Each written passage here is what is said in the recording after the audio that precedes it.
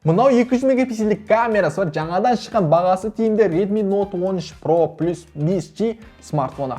Телефон сырылмас үшін Gorilla Glass Victus шынысымен қорғалған. Экран жиілігі 1.5К, иілген AMOLED дисплей, жиілігі 120 Гц, жарықтығы 1800 нитқа дейін жетеді. Сонымен қатар судан және шаңнан қорғайтын IP68 стандартына ие.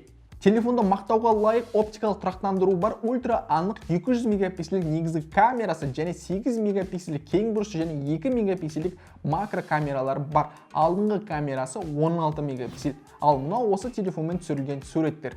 Сонымен қатар телефонның қатпай жұмыс жасауын және емін-еркін ойындарды ойнауды қамтамасыз ететін MediaTek Dimensity 7200 ультра процессор орналасқан. 12 ГБ жедел жады және 512 ГБ тұрақты жадысымен, немесе 8 ГБ және 256 ГБ нұсқасы да бар.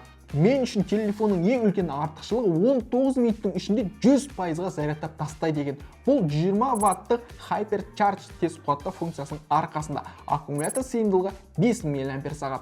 Телефонның бағасы 8-де 256 ГБ нұсқасы 209.990 теңге тұрады, ал 12-де 512 ГБ нұсқасы 249.990 теңге тұрады. Ал енді достар, видео пайдалы болса дереу достарыңызға жіберіңіздер және бізге тіркеліп кетуді ұмытпаңыздар. Рахмет барлықтарыңызға.